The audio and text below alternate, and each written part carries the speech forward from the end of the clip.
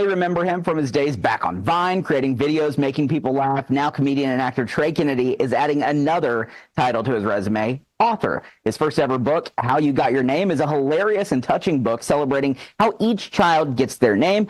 And he joins us now. Trey, thank you so much for being here, man. We appreciate it. Thank you. Yes. Excited to talk to you, man. This is such a cool thing because it's a children's book.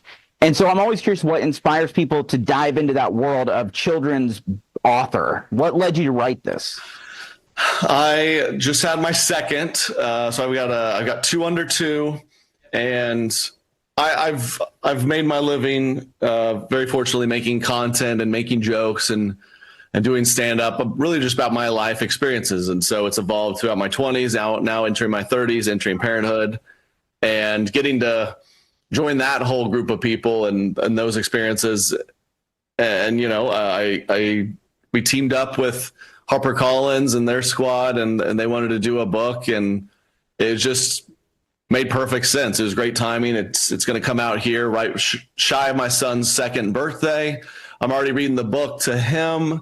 I'm not sure how much he understands quite yet, but he likes the photos. He likes the pictures. That's at least. Good. That's half of the children's book. They need to like the photos. Yeah. 2 under 2 is insane, dude. How do you manage that? My wife Katie is amazing. We're doing it. I just helped her do a feed, and now I'm on here. So it's nice. I can kind of be in and out and off the road a little bit to help us kind of get a schedule down. But yeah, it's a lot, and I think anyone should do it. It's fun, but I don't sleep. I couldn't quite do 2 under. We did 2 under 3. And to me, that was enough to just be like, we're done. We cannot do any more. This is it. As a comedian, how does that translate into being an author, especially in a children's book? Because your version of stand-up comedy, obviously not necessarily fit for maybe the pages of a children's book. Balancing that had to have been fun. Funny you say that. My first pass at it, I sent it over to the publisher, and the book's called How You Got Your Name, and it's a little bit of play on. I've done this bit in my content and as well as my material on stage of kind of making fun of this whole baby name culture we're in, where they're just making stuff up. You don't even know what this kid's name is. So How You Got Your Name is kind of like a really slapstick kid version of naming without making fun of people is key, because we don't want to maybe teach kids that early. I will. Sure. I'll just be honest, but maybe not everyone. And so my first pass at it was just making fun of real people's names, and they're like, "We can't sell this." So it's much sweeter and cuter now. And then it ends with a nice, the payoff is a heartfelt message of kind of explaining to your child how they got their name, and an opportunity to share that with them and connect in that way. And as a guy who does content and wants to hopefully do it well, I think a lot of the kids' books I was sick and tired of reading. So you read some of these, I was like, this one needs to disappear or whatever.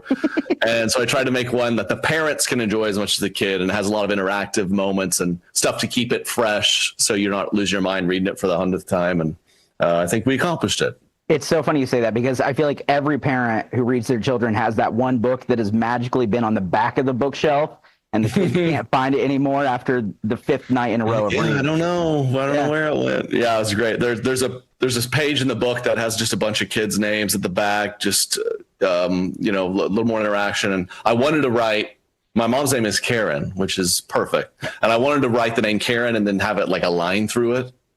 And my publisher was like, "We can't do that." I was like, come on. Yeah. There's people named Karen out there. I was like, I know. Isn't it funny? But so rest assured, it's very suitable for your child. It'll teach them to be great, funny, sweet human beings. But I think that we can all agree that we don't need to spell Bobby with a GH at the end. We can get out of that. We can. And I hope and pray that we will. But maybe this lays the foundation for a new generation to name their kids a little more normal things. I don't know. One of my favorite questions to ask comedians when I talk to them, and we interview a lot of comedians on this show, when did you find out or realize that you were funny and that this was something that you wanted to do long term? Was there a moment in your mind in time where you went, wait a second, I think I could do that? Yeah, well, finding out I was funny was, I could think of a core memory of in 7th grade where I was in my middle school classroom, the teacher had a student teacher, and she used this as an excuse to never appear again. And it was kind of like a funny joke within the class, like, where is Miss DeVoe? Did she quit? And the kid, office attendant came with a note, and he was like, oh, this is for Miss DeVoe. And in front of the class, I go, oh, she doesn't work here anymore. And the class lost it. And it was like one of my first moments of like, oh, that's what that feels like. Everyone thought that was so funny. And being the funny kid was definitely my identity growing up, but doing it for a living was never even a thought that crossed my mind. Being a kid from Oklahoma, that it's not very common. And thank God for social media. It allowed me to kind of do that from my college dorm. And probably towards the end of college, when I was ramping up a following and starting to make a little money, I kind of had I just graduated. I didn't get a job, and I tried it. And it worked, thank goodness. So around that time, I was like, maybe at least for a while, I can make money doing this. Well, it's funny because you're kind of one of those first comedians that got ahead of the game in that, right? Like we see a lot of social media comedians pop up now, but you kind of started it and let the social media thing catch up to you. What was that like? Was that super nerve-wracking in the moment to be like, I'm putting this out there and there's 2 people in my psych class who have watched it? Like, how do you go through that? Yeah. Fantastic question. It was horrible. Yeah, I was bullied mercilessly in college.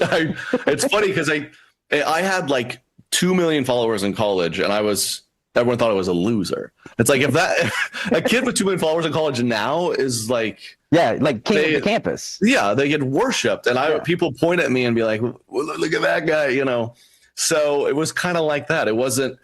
I was popping online before Instagram had video, before Snapchat had my story. Like it was early, which is, a great place to be for, your future and for now. But at the time there was a lot of moments of like, do I need to hang this up? Cause this is, I don't know what this is doing for me, but I enjoyed it. And I think I did have an inkling of, I think I'll regret if I hang this up, and maybe there's something there. And so I'm glad I kept going. And eventually it turned from, what in the world does this guy do every day to now we all know that influencers and social media and comedians, it's a job now, and it's people can wrap their head around it. Well, we're glad that you didn't hang it up because you bring so much joy to people, whether you know it or not, and give people smiles throughout the day. And we appreciate you taking some time out of your busy schedule with 202 during the feedings, all that, to come chat with us. You can pre-order Trey's book today or grab it when it hits the shelves on December 3rd. Trey Kennedy, thank you so much for hanging out with us. Come back anytime. Thank you so much, man. Really appreciate it. Awesome. Take care.